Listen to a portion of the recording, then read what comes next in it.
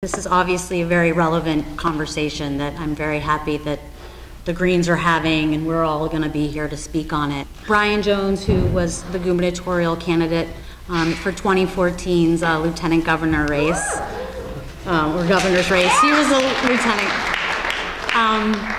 And then we have Dennis Flores, who is also an activist, a Cop Watch-based activist from Sunset Park. Jonathan introduced him. I just want to say Sid, who was essential to kicking off Millions March, which had 50,000 plus people, couldn't be here tonight. She wanted to. She tried to get another speaker to come, but so I'm the one who's doing that. So it's basically going to go like this. Dennis is going to speak, then me, and then Brian. I was part of the Millions March organizing too, so I can say some things about that. And I'll kick it off to Dennis. My name is Dennis Flores. I am of Puerto Rican descent, born and raised in Sunset Park, Brooklyn. 16 years old, back in the mid-90s. I was a juvenile delinquent who went to prison for painting graffiti. And it was in prison that I learned in Rikers Island about a social justice movement amongst prisoners advocating for prisoners' rights. And it was named the Nietas, Association for Pro-Inmate Rights. And it was started in Puerto Rico in the 70s, inspired by the Attica movement. And it was a group of inmates that decided to stop abuse from other inmates and from the administration to make sure that there was no bullying, that there was no robbing, that there was no raping, that inmates had their human rights had to be respected in prison, and to make sure that the transgender people, that gay people weren't abused in prison, make sure that their rights were respected, to keep an order in prison amongst inmates, that although they were in there locked up for some sort of crime, possibly or not, but that they had a right as a human being, that in those conditions that, you know, they had to be respected, and these inmates organized themselves. And it was through this experience that I learned about, you know, organizing my community. I was told, and I learned that, you know, I was a delinquent, I was robbing spray paint, I was out there causing a ruckus, and, you know, I needed to give back. I needed to organize myself, to not, you know, just to use the paint for something good, to use my art to articulate the things, to express myself, the things that I was experiencing and witnessing. I learned to pick up a camera. And I went back home after I spent just a few months in prison in Rikers, and the same group was organizing in Sunset Park. And they were out there painting over graffiti, painting up Fifth Avenue. So I went and I got involved, and I started painting over the graffiti that I painted. I started going around with them and doing, you know, community service work, you know, and got involved in local school issues. And it was through this experience that Richie Perez and Panama Alba, former Young Lords members, Puerto Rican, you know, leftist group that was around in the late 60s and 70s, well, they came around to us and started educating us about, you know, revolutionary political history, about really the roots of this Nietas that I myself didn't really know, you know, about this founder, Carlos La Sombra, who, you know, fought for the independence of Puerto Rico from prison. You know, and these kind of things made sense to me. These things in my neighborhood helped me, you know, make sense of why I was being stopped and harassed and arrested all the time and going through central booking by cops just for sitting on my stoop, for hanging out on the corner with my boys. And it made me see that, you know, our people were targets, and we were, you know, filling up the prisons. And I started organizing against police abuse with these folks. They got us involved. They got us involved in organizing with parents who their children were murdered by the police. And this is when the Anthony Baez case happened in the Bronx. And the organization I was part of, the Nietas, we started doing security at marches and doing security around these families. And it was doing security in these marches and protests that I started using my camera to document the police, to document the encounters that we had, these confrontations, to grab my tape recorder and my 35mm camera, take pictures of them, and record our conversations. And it was that woke up in me, you know, this right to observe, the right to witness and you know, a confrontation. If the cops is arresting someone and they're telling me I had to leave, I had a right to stay there. I had a right to observe. As long as I kept within, you know what I'm saying, I didn't obstruct. I learned the law about, you know, not interfering, not getting caught up in there, but being the eyes and ears, keeping still and watching and observing and reporting police abuse. And it cost me one time. As I learned, I was out there honestly doing it by myself, taking risk, putting myself in a position that got me beat up one time. And I was working at a school in Brooklyn as a peer counselor with high school students, and I saw one of the kids being beat up in the train station. And I decided at Kingston and Throop on the C line that from a distance I was going to photograph with this digital point and shoot camera, and I was going to grab a payphone and dial 911. And I wanted to record my conversation with the operator, and I knew that this was, I naively enough thought that this would be safe, that I'm going to be there, there's a camera, there's in front of the token booth, the clerk is watching, I'm not interfering, they're 20 feet away, and I'm going to report what the cops are doing by smacking this kid around. And I'm going to take photos. And I stood there and I'm describing the scene, and I'm describing what these undercover cops look like. They came up to me and they started talking to me and telling me it's illegal to photograph in the trains. And I told them, no, it's not. I have a right to photograph. I'm not interfering in your arrest, but you need to stop what you're doing. And I stood on the phone talking to the operator, and when the cops would come, I would put the phone so they can record their conversation, because I knew that the 911 call is being recorded. So 2 minutes into this call, they come back and they start macing me while I'm on the phone. And I put the camera in my face and I kept photographing. And that blocked the mace from hitting me in my eyes. So as I kept taking photos, and this was a digital camera, and I thought to myself quickly, take photos, don't stop taking photos, because it's not video. So I need to prove through my documentation the sequence of what happens and how they walk back and forth. Photos are gonna be so, you know, continuous that it's gonna hopefully tell the story. So they emptied the mace, they stepped back, 15 cops answer the call, they half circle around me. And the operator's telling me everything is gonna be okay. They're gonna take your camera and take it in as evidence, and they're gonna have to arrest you. So don't resist. Don't resist. Just give them your camera. They're gonna go to the precinct and see the photos and decide what happened. So the cops are saying the same thing as they're getting close. Everything's gonna be all right. We know that you're the one that placed the call. We're gonna have to place you under arrest. Don't resist. So I'm saying, I'm not gonna resist. And I'm putting the phone, trying to pick up the conversation. I'm putting my hands behind my back. They're handcuffing me. And I left the phone hanging. And I just saying into the phone, they're taking possession of the camera, and right then and there, they passed the camera to the cop who just maced me, and slammed it on the floor and started breaking into pieces. And they all grabbed me by my arms, my legs, they all picked me up and slammed me to the floor, piled on top of me, and one of them cracked my head open with a walkie-talkie. And they stomped on the back of my wrist, on the handcuffs, they broke my wrist, broke my fingers, and they dragged me to prison and charged me with assaulting the police.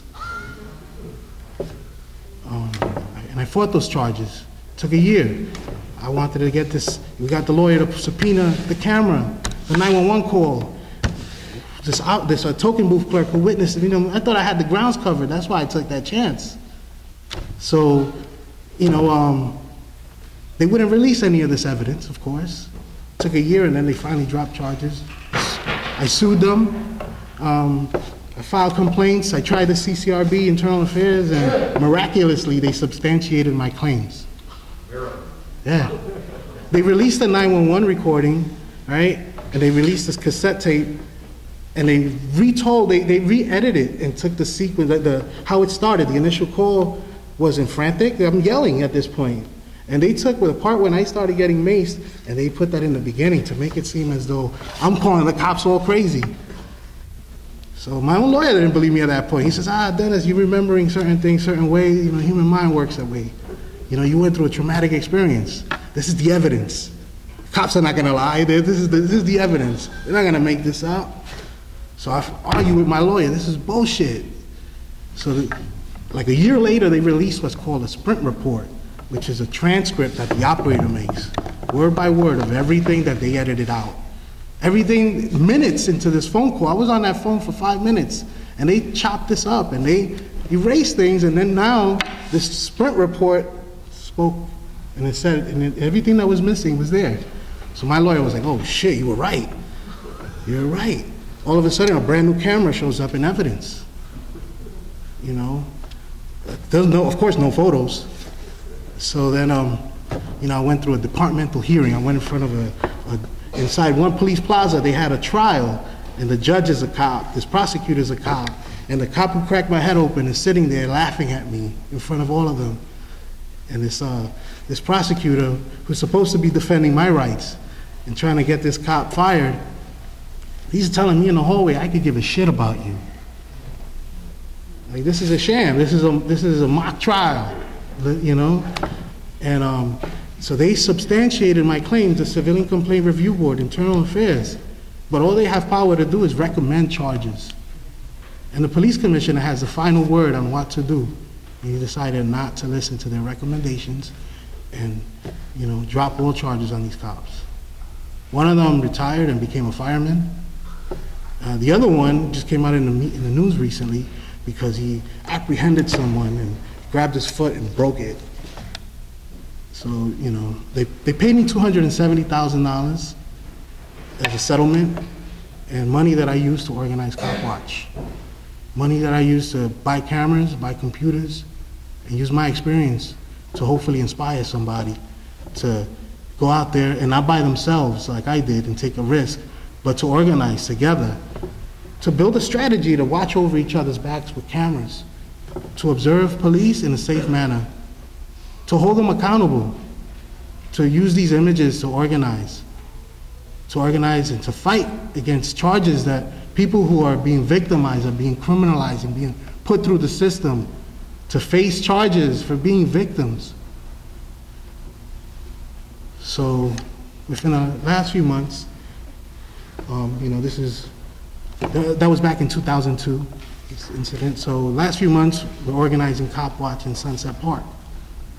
The evening of the Puerto Rican Day Parade, which we've been doing every year because we know that's a night that shit's gonna hit the fan. We know that this is a night where our neighborhood is getting flooded with police, and they don't wanna see Puerto Rican youth blowing whistles, waving flags, you know, being loud and beautiful. Somehow that has to be criminalized, so the way they approach us and the way they approach our youth is aggressive, is disrespectful, is violent.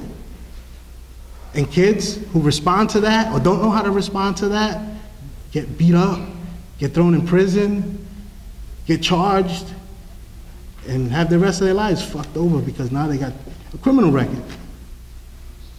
So we've been filming the 72nd Precinct for over 15 years.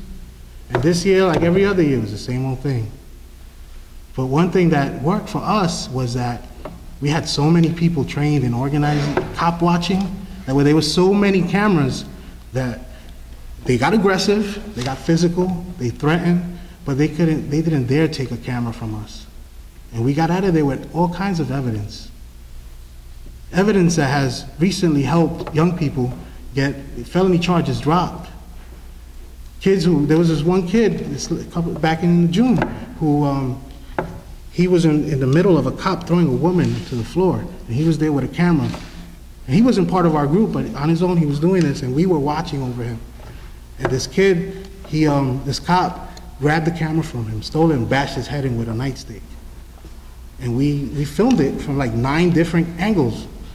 We had a chain of cameras around him watching this. And this cop bashed his face in, and then he swings a second time and he misses, and he cracks the head of another police officer.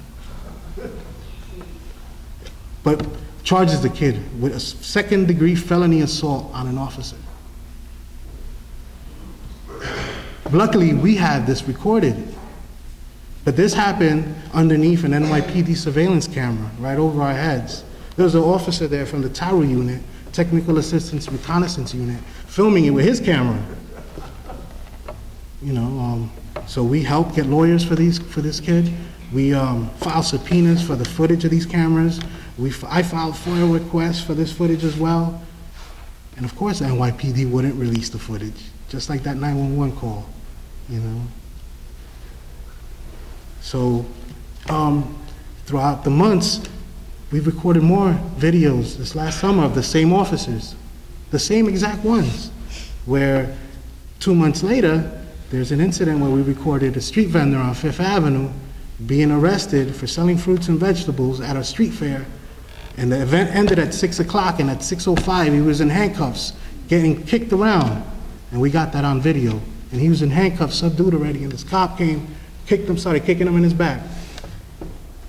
Immediately, Bratton suspended, took the badge and the gun away because we were able to get this video to go viral. The same cop was the one who assaulted the kid in the Puerto Rican Day parade. It was the same one. 6 days later, another police officer that was involved in both of these previous incidents, now he's helping to body slam a pregnant woman in Sunset Park onto the floor, and we videotaped that. And we put it out there, and the video went viral, and it went and hit the news. It went to international news. It was seen all over the world. Sandra Mesquita being thrown onto the street, and the cop throwing his weight on her back. And this is the same group of police officers running amok, doing whatever they want. So we had gone to the local city council member, Carlos Menchaca, and we had tried to get his help to do something. Because through participatory budgeting, they helped use $680,000 to buy more cameras in the neighborhood. Cameras that the public has no access to. You know, cameras that is recording the public in public space with public money, but the public can't use that type of evidence to fight cases. People who are being charged, people who are being criminalized. So what happened is that Carlos Menchaca, because he chose to ignore us, because he chose to push this to the side, and because he didn't even want to look at these videos, the day right after this woman was slammed to the floor, he gives an award to this police officer, and he makes him the police officer of the month, Elvis Marizalde from the 72nd Precinct. The Home Reporter took photos and wrote an article about it, and here this cop is up and down Sunset Park with a license to beat people up. Like, even if you get video on them, ain't shit gonna happen. But what is happening is that people are organizing themselves, people are using video, people are documenting our experiences, and this is what's changing, and this is what happened with the Eric Garner incident. That although video evidence didn't, it didn't get charges on these cops, they didn't get that justice, but it got people active, it got people angry, it got evidence for the world to see that this is happening.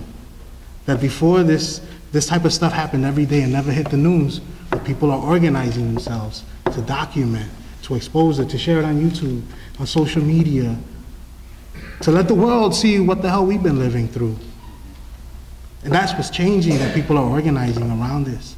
And this is how the Black Lives Matter movement really blew up. Because everybody's seeing it. It's so disgusting. It's so disgusting that people are angry. Everybody's angry. And you gotta take it to the streets. You gotta make noise. You gotta shake it up. And that's what motivates me. That's what inspires me, seeing people taking it there. Thank you.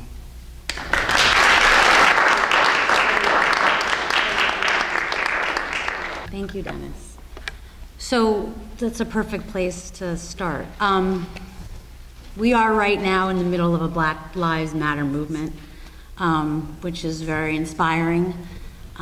Just a little background, I got involved in the anti-police brutality movement back in 2012 around a case, Chantel Davis, who was a young woman in East Flatbush who was shot and killed by an officer, Officer Philip Atkins, in her car in broad daylight on Church Avenue.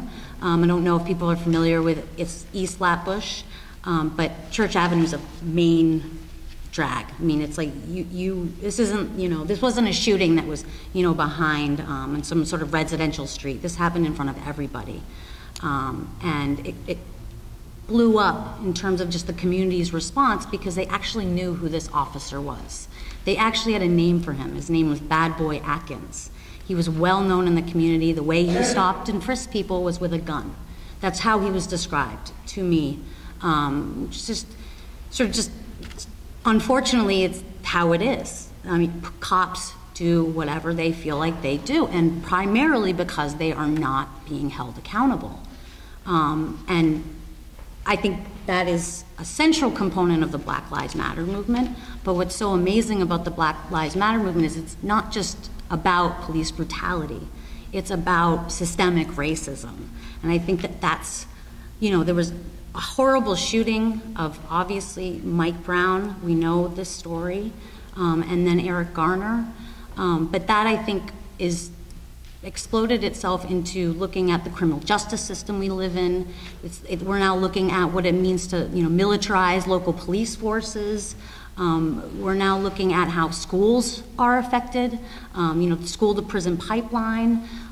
There's just connections that are being made in so many other places to which racism is central to the way we live and breathe in our society. And I think stop and frisk, what's happened around stop and frisk in New York City, that something where under Bloomberg there were like 700,000 stop and frisks, to a movement that pushed stop and frisk to, I mean, basically expose what stop and frisk was, to now we have, there's basically 90%, the police are no longer stopping and frisking people. That's dropped 90%, which is big. In a way, police have been held accountable in a minute way.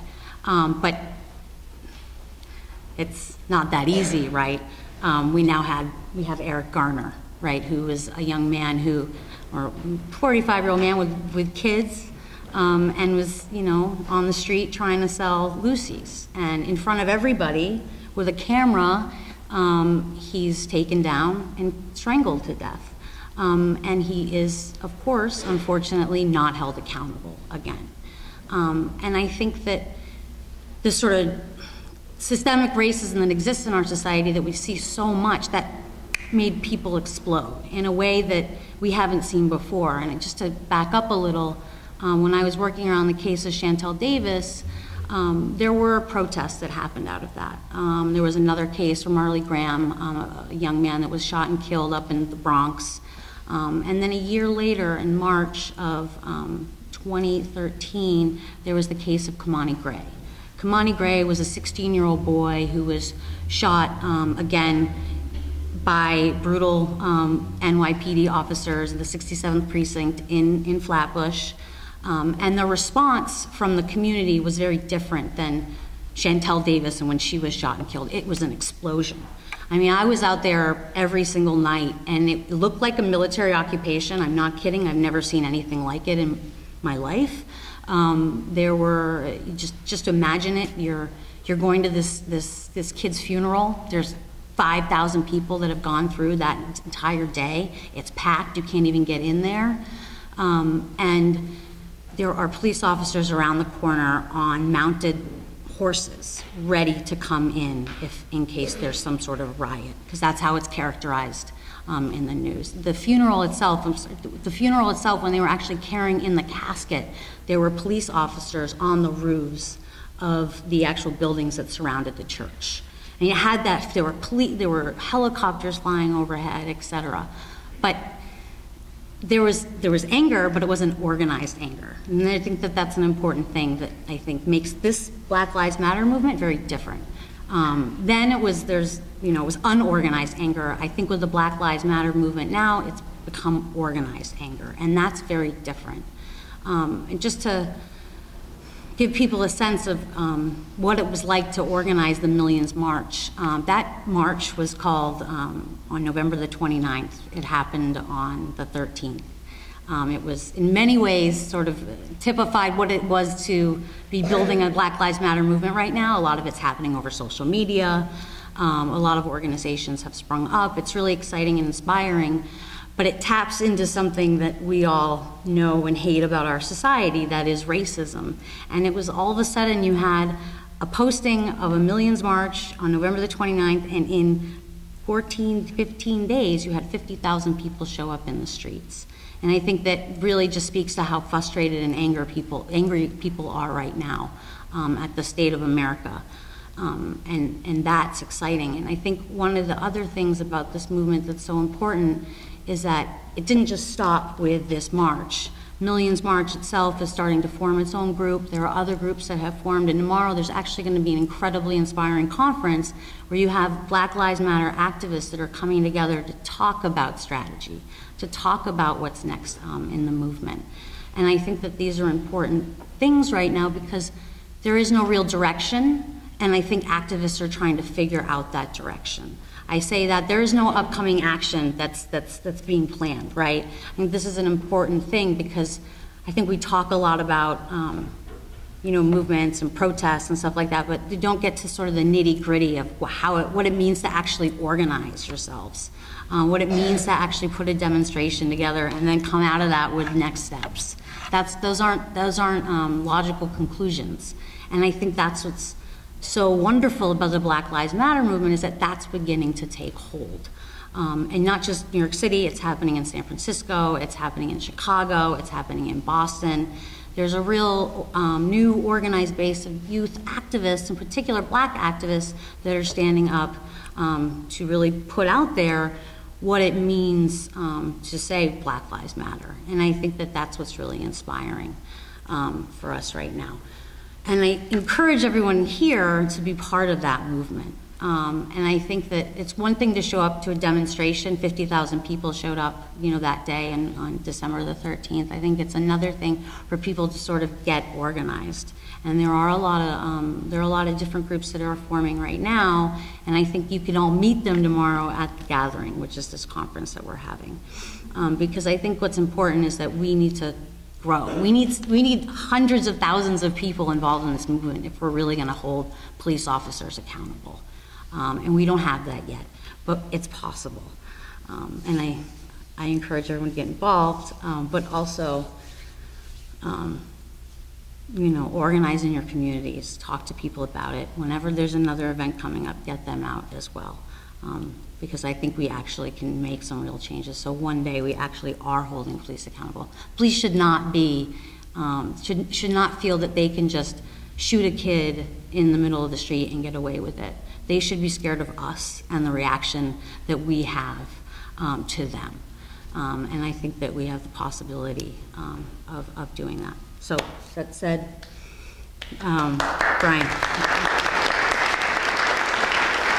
Thank you, Gina and Dennis. Thanks to the organizers of this event for bringing us out here. It's really hard to listen to your story. Think about what that must have been like for you. While you were talking, I was thinking just about what that must feel like to have. I've never been slammed and stomped and my head cracked by police like that. I've never experienced that. The feeling of violence, of terror, and living with that. To say that America is a violent, racist country is the understatement of the day. There literally would not be such a thing as the United States of America if it weren't for racist violence.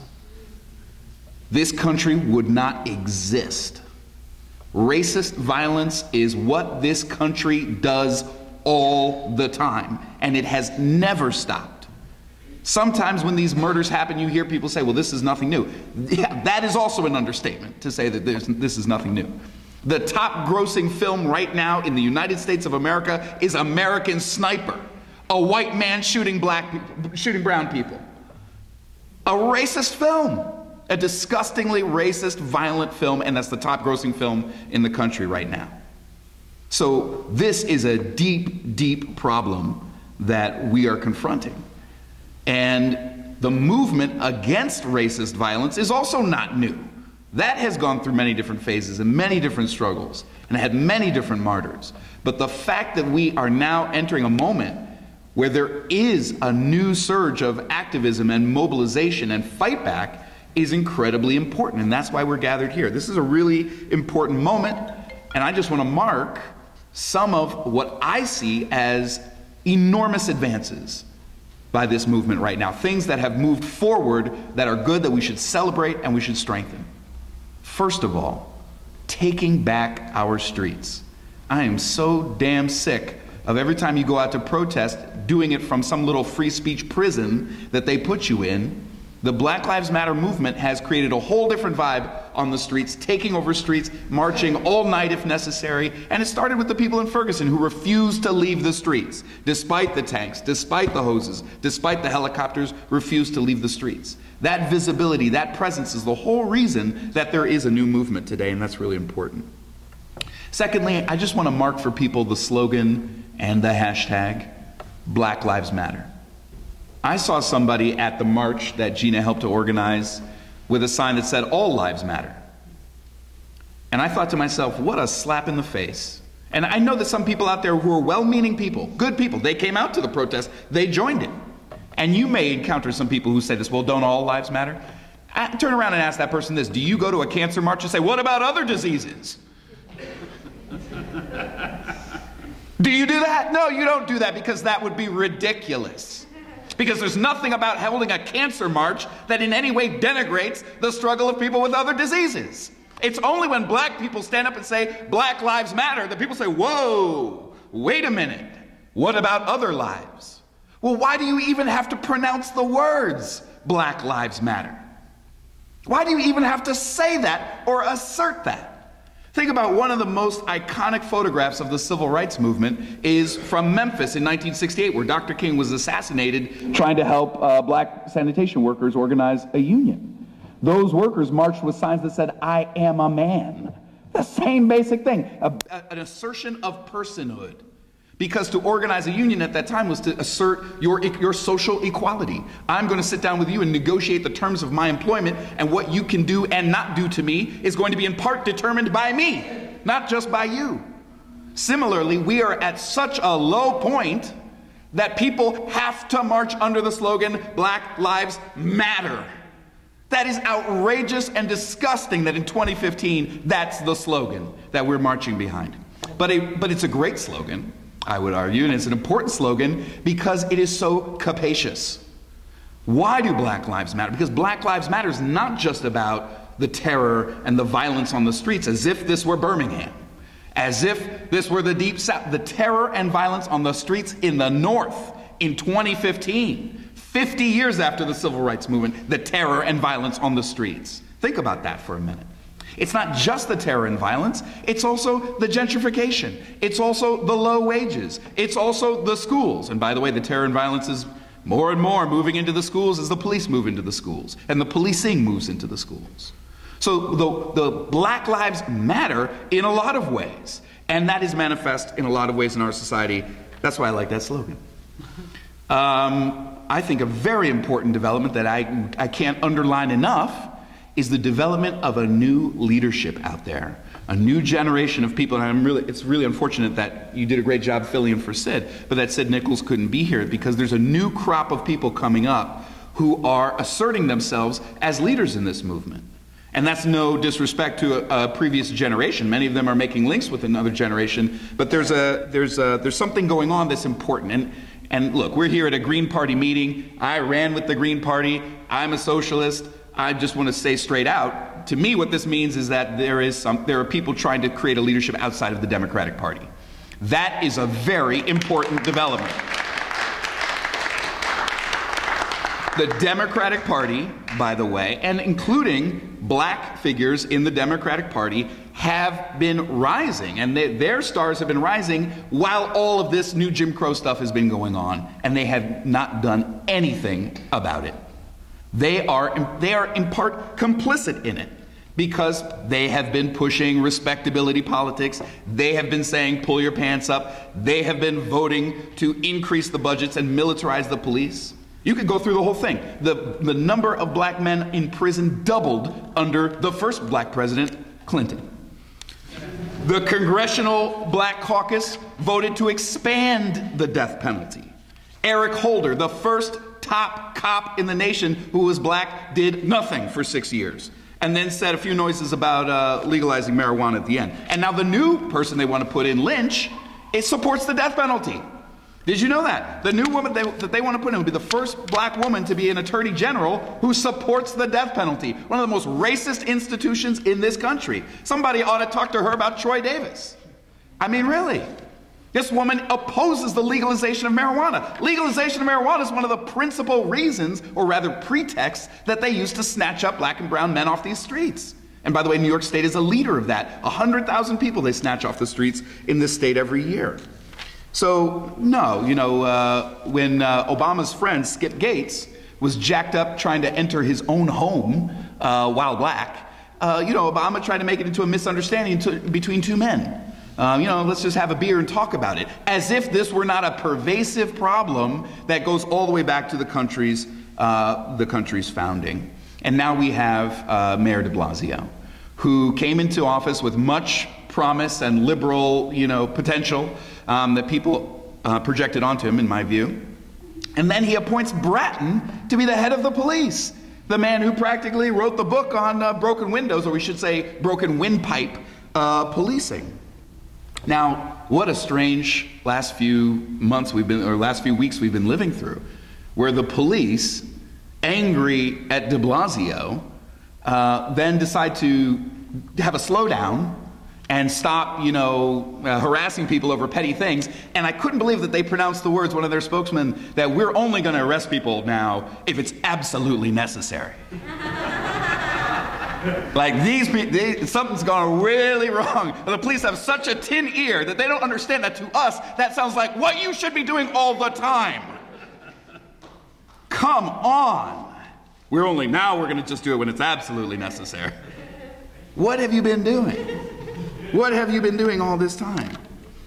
The slowdown raises the question, though. What are the police really for?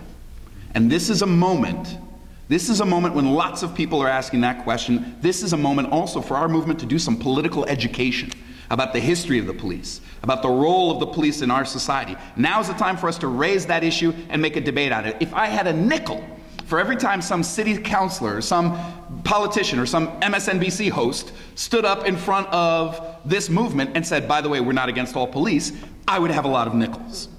Let's just put it that way.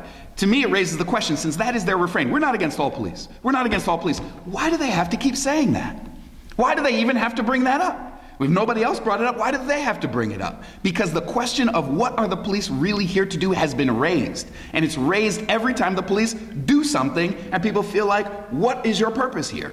I would argue that the real purpose of the police has been exposed. That really, when they decided to stop doing 90% of what they do, it was showed that they don't really serve much function at all. They don't actually solve crimes. Most of what they're doing is collecting taxes for the city and harassing folks. It's terror and intimidation. And look up the article where de Blasio and Bratton were speaking together at a real estate conference about gentrification, and they laid it out as a whole plan to scrub certain neighborhoods and make them ready for a renovation.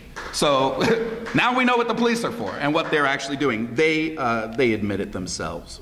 And so that, in my view, we don't benefit at all from supporting any kind of proposals about what the police ought to do. We should support proposals that are about limiting the power of the police, about demilitarizing the police, about taking away their weapons and their power and reducing their numbers, taking away their military toys and their helicopters and their tanks, yes, tanks, and their sound cannons and their cameras. We should be taking away their stuff from them. Those kind of demands, I think, are in our favor. Last thing I just want to say, last night I was in Harlem leafleting for the event at Riverside Church, which is tomorrow from 2 to 10, Riverside Church in Harlem that Gina spoke about. I think like 700 people have already RSVP'd. 90, wow. On Facebook, so, yeah. But anyway, that's very impressive that just with very little advertising. Anyway, I was leafleting for the event on 125th Street in Lexington, and a woman came up to me and she said, wow, okay, I was funny that I'm bumping into you because I was just having a debate with my mother about whether or not this movement still exists. And I thought about de Blasio saying, stop protesting. And the way our movement took a hit when those police officers were murdered and people really weren't sure what to do. That was a real political challenge for us because the left, de Blasio, and the whole media establishment came out with a campaign to tell us, shame, shame, shame on you for protesting, you protesters, you caused this, et cetera, et cetera, et cetera. And then when we got quiet even a little bit, some people who were not plugged in to the network of activists and organizations literally did not know whether or not the movement existed. This woman bumping into me said, okay, so I'm seeing you out here. Now I'm going to take this flyer, take it back to my mother and say, see, people still are organizing. Actually, this movement still does exist. And I just want to say this last thing, because we are never going to have, our talk show on MSNBC. Like they're never going to give us access to the media the way that they have access to the media. We have to be in the streets. The streets are both our organizing and our advertising. It is the way that people can plug into this movement and know that it even exists. Without being in the streets, we have nothing and people have no idea what's going on. So conferences, organizing, next steps, study groups, watching the police at a safe distance and with numbers. All of the above. But above all, we have to remain in the streets. And I think that is one of the big inspirations I've taken from this moment. I'm proud to be a part of it, and thank you for having me. Police culture. It is a paramilitary organization, and you can't get fired for being a bad cop, but you can have your career destroyed and get fired for ratting out a bad cop. And so when you're asking good cops to come forward and rat out the bad cops, you're asking these people to give up their careers. There's no easy answer to the fact that this is how it is. The soldiers, we support the soldiers. We don't support the war. So I support that individual who is a policeman. We don't support the police, but these people, the cops are people. How many of these problematic policemen are veterans of the horrible wars, the criminal enterprises, the evil that's blowing back on us? Style of our times to praise our soldiers, thank you for your service and all that. But the fact is that it is a kind of a blowback. Our soldiers are doing things that are condemnable, that it's never asked, was that bad cop a veteran? And it is something that I don't see exactly how to face, but I think that is a problem that we ought to begin to consider. Video vigilante, video evidence is changing everything. So that's why I'm very interested in cameras being on police, because the cameras don't lie. Your question about cameras, body cameras, and access to them, and just with this experience of filing subpoenas, people are facing charges to get access to this evidence, filing FOIL requests, never getting any responses, it's clear to us that these cameras, like throughout the country, when these cameras document some sort of police abuse, they'll never see the light of day. We'll never get access to that footage. So in rare occasions, in some rare cases, they've surfaced. But again, we know that cops actually don't get convicted no matter how much evidence there is on this footage, or even charged for that matter. But this is something that we've been criticizing publicly, and we've been able to get some press around that. I mean, really pushing reporters to write about it, showing them this documented evidence about it, confronting the city council member, trying to engage them on addressing this and giving vague answers. And we've had town halls in Sunset Park where these local officials say, yeah, we're going to write some legislation about this, and then they'll disappear and they'll never return a phone call, not want to talk about it again.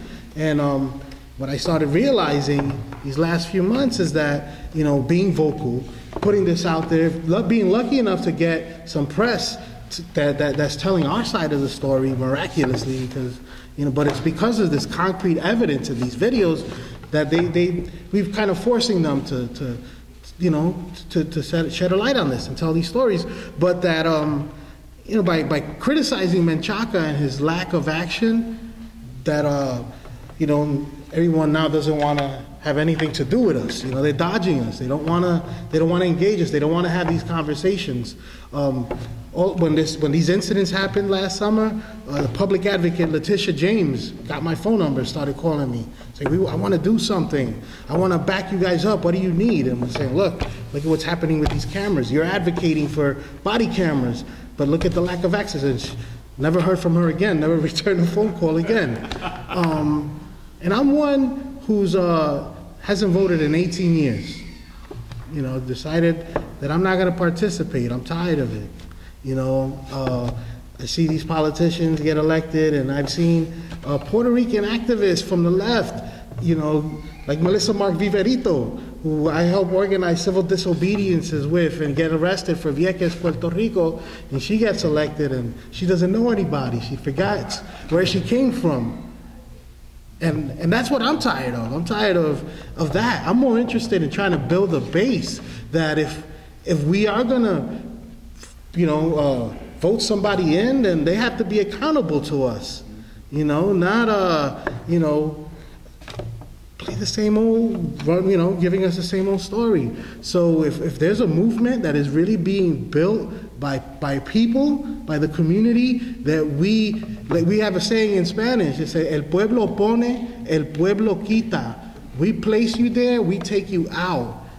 So if there's a real people's power movement that can do that, and we're gonna build that type of base, then yes, let's build something that way. But if it's gonna be to replace somebody with the same old story, then I'm not gonna participate. But yes, I think these last few months of what I've seen, these local officials in my neighborhood and how they're running from us, and they're scared of us because we've brought out numbers. We've brought out hundreds of people into the street.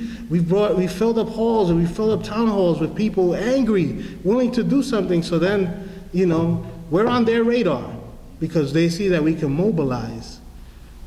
So I wanna participate in a movement that can really, really challenge any of these people, can really set an agenda and make demands that are real, that are concrete. And not that I believe that the culture in the police department can be fixed or changed. You know, we're talking about a culture, a systemic culture that was born out of violence, like the brother said. So how can we fix that? How can we change that? I'm not disillusioned that we will ever, but I believe that there's a people's power movement that's being built across this country where in my lifetime, I've never seen such a large amount of people taking to the streets around police brutality. And that's what's remarkable, and that's why I want to participate in helping to build and inspire, you know, leadership to come out of there, to take a stand. Thank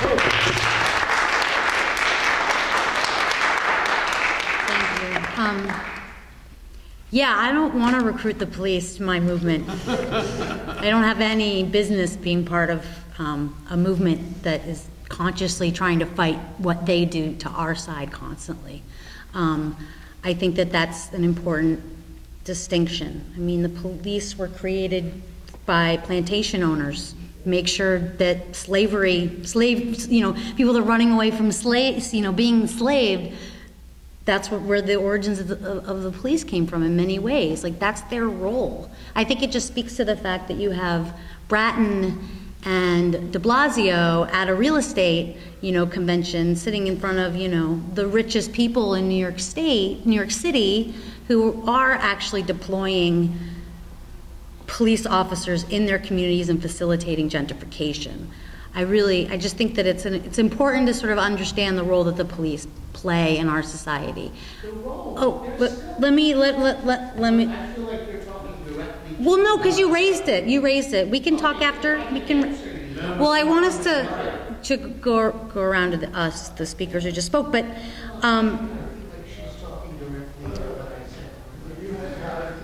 So you weren't the only one who raised this, actually, but I also think that this is a question in our movement too, as well. Like, what is the role that police play, right? For example, like when talking about cameras, right? Well, we saw what happened with with a camera when you had Eric Garner being filmed. This whole death happened right in front of us, and that was broadcast for the nation. The only person that was indicted in that situation was the guy holding the phone, right? That was the person that got the indictment. And I think that just sort of speaks to the fact, it's like they kill, black and brown people in this country with impunity. There's no consequences whatsoever. And I do think there does need to be a discussion about the role of the police and their history. And actually in this conference tomorrow, there is a workshop on just that. And I think it's not like an abstract conversation, it's a conversation to inform a movement that's coming up against the police who are what do we say? Do we, Sister up there said that, many, and you hear this a lot, that officers that are in communities of color are white, right? They're not representative of the communities that they're in. I actually don't think that'll solve police brutality if the actual, the police that are from communities, I just feel like that's still gonna exist. There's a culture within the police department that makes sure that, real estate companies, they're protected, not the people that live in the communities, and I just think that that's an important thing to say. That said, about the movement, I think the movement right now is figuring out its next steps. I think we had a lot of protests that were organized out of, Michael Brown verdict. We had the protests that came out after the Eric Garner verdict. There was a lot of protesting that happened. We shut down the West Side Highway. We shut down, many areas of Brooklyn Bridge. I think that sort of, we're now thinking as a movement, where do we go from here? It's not enough to just shut down the Manhattan Bridge or the Brooklyn Bridge. We actually have to consciously think about targets and demands, and what are those demands going to be, and how is it that can we win them? In what way will we win them? And I think that that's an important thing to be discussing right now. That's it.